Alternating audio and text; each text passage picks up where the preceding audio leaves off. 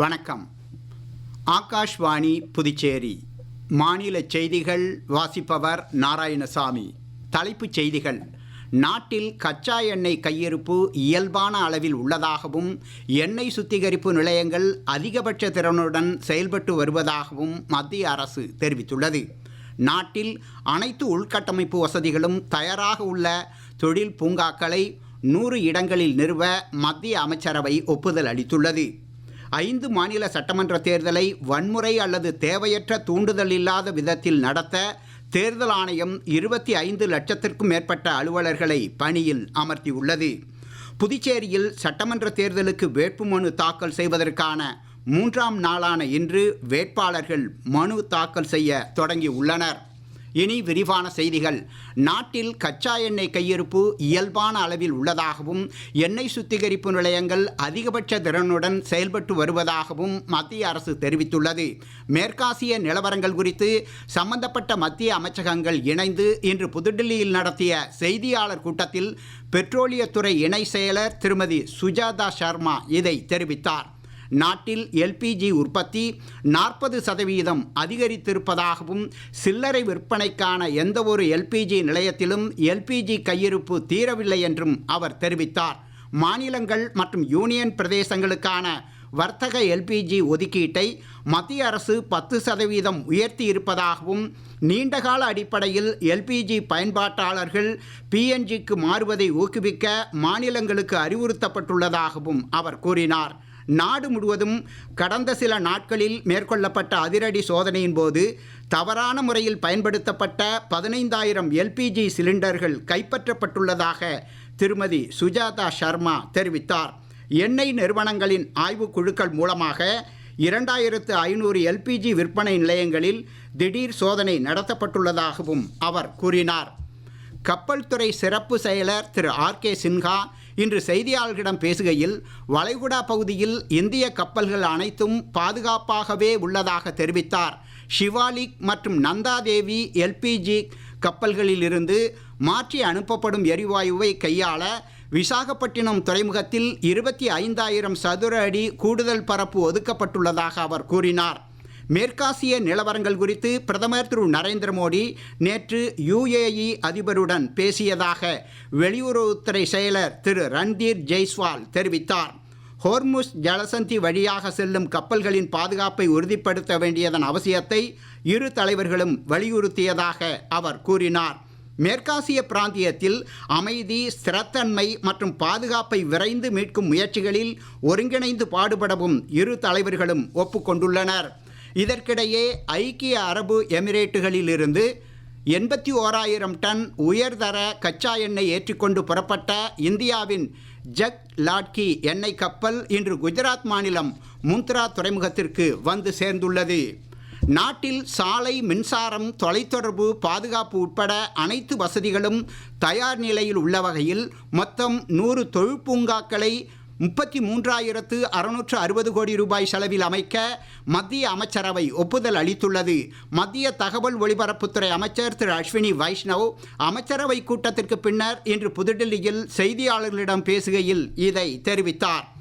100 acre முதல் 1000 acre வரை பரப்புள்ளதாக தொழில் பூங்காக்கள் அமைக்கப்படும் என்றும் இதற்கென ஏக்கருக்கு 1 கோடி ரூபாய் நிதி ஆதரவு அளிக்கப்படும் என்றும் அவர் கூறினார். 2023-24 ஆண்டு பருத்தி சாகுபடி பருவத்தில் கொள்முதல் செய்யப்பட்ட பருத்திக்கான MSP நிதி ஆதரவாக இந்திய பருத்தி கழகத்திற்கு 1,718 கோடி ரூபாய் வழங்கவும் மத்திய அமைச்சரவை ஒப்புதல் அளித்துள்ளது. நாட்டில் சுமார் 1,500 மெகாவாட் திறன் கொண்ட சிறு நீர்மின் உற்பத்தி நிலையங்களை சுமார் 200 இடங்களில் நிறுவ புதிய திட்டம் ஒன்றையும் மத்திய அமைச்சரவை அங்கீகரித்துள்ளது. வரும் நிதியாண்டு முதல் 4 ஆண்டுகளில் மொத்தம் 2,584 கோடி ரூபாய் மதிப்பில் இத்திட்டம் செயல்படுத்தப்படும்.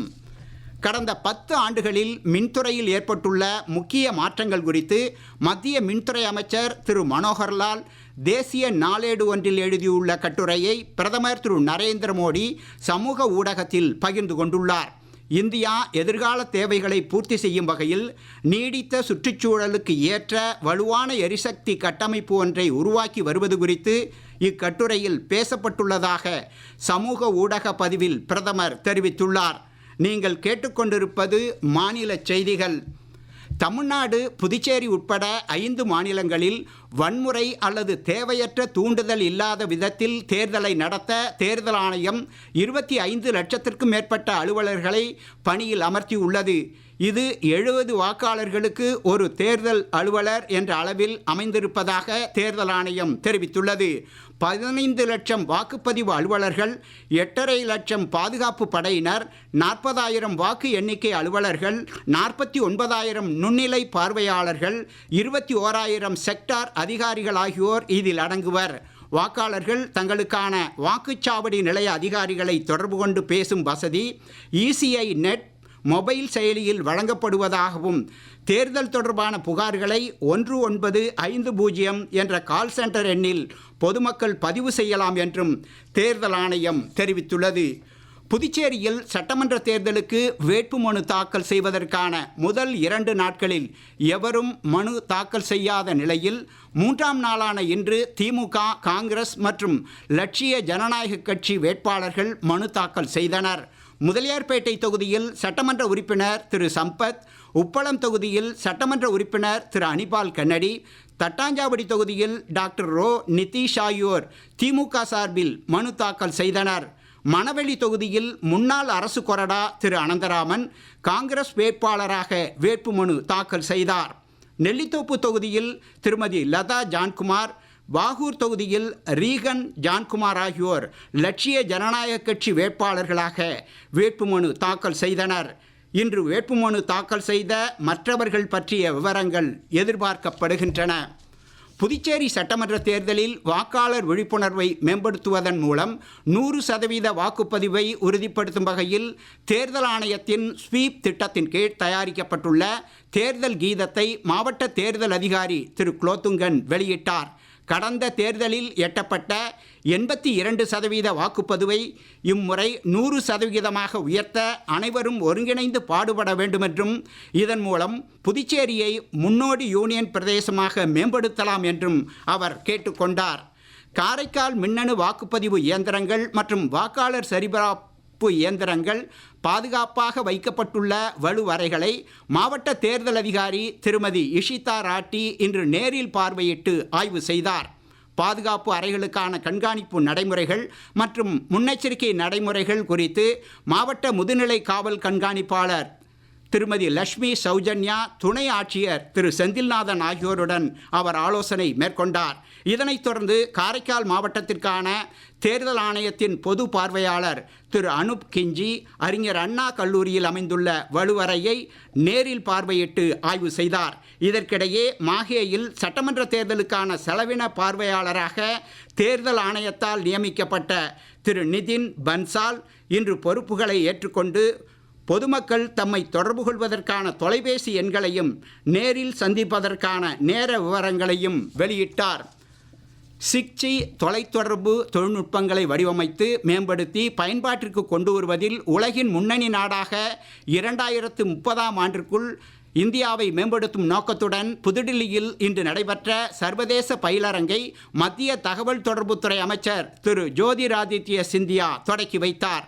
6G தொலைத்தொடர்பு யுகத்தில் தொலைத்தொடர்பு மற்றும் இன்டர்நெட் சேவைகளின் வேகம் பல மடங்கு அதிகரிக்கும் என்றும், உலகிற்கான 6G தர நிர்ணய விதிமுறைகளை உருவாக்கும் பணிகளில் இந்தியா தொடர்ந்து ஈடுபட்டு வருவதாகவும் அவர் கூறினார். இன்றும் நாளையும் தமிழகத்தின் ஒரு சில இடங்கள் மற்றும் புதுச்சேரி, காரைக்கால் பகுதிகளில் லேசானது முதல் மிதமான மழை பெய்யக்கூடும் என சென்னை வானிலை ஆய்வு மையம் தெரிவித்துள்ளது. புதுச்சேரி, காரைக்கால் பகுதிகளை பொறுத்தவரை வரும் 22ஆம் தேதி வரை மிதமான மழை நீடிக்கலாம் என்றும் தெரிவிக்கப்பட்டுள்ளது. இதற்கிடையே கடந்த 24 மணி நேரத்தில் அதிகபட்சமாக ஈரோடு மாவட்டம் வரட்டுப்பள்ளத்தில் 9 சென்டிமீட்டர் மழை பதிவாகியுள்ளது. காரைக்காலில் 4 சென்டிமீட்டர் மழை பெய்துள்ளது. மீண்டும் தலைப்புச் செய்திகள். நாட்டில் கச்சா எண்ணெய் கையிருப்பு இயல்பான அளவில் உள்ளதாகவும் எண்ணெய் சுத்திகரிப்பு நிலையங்கள் அதிகபட்ச திறனுடன் செயல்பட்டு வருவதாகவும் மத்திய அரசு தெரிவித்துள்ளது. நாட்டில் அனைத்து உள்கட்டமைப்பு வசதிகளும் தயாராக உள்ள தொழில் பூங்காக்களை 100 இடங்களில் நிறுவ மத்திய அமைச்சரவை ஒப்புதல் அளித்துள்ளது. 5 மாநில சட்டமன்ற தேர்தலை வன்முறை அல்லது தேவையற்ற தூண்டுதல் இல்லாத விதத்தில் நடத்த தேர்தல் ஆணையம் 25 லட்சத்திற்கும் மேற்பட்ட அலுவலர்களை பணியில் அமர்த்தியுள்ளது. புதுச்சேரியில் சட்டமன்ற தேர்தலுக்கு வேட்புமனு தாக்கல் செய்வதற்கான 3ஆம் நாளான இன்று வேட்பாளர்கள் மனு தாக்கல் செய்ய தொடங்கியுள்ளனர். இத்துடன் இந்த செய்தி அறிக்கை நிறைவு பெறுகிறது.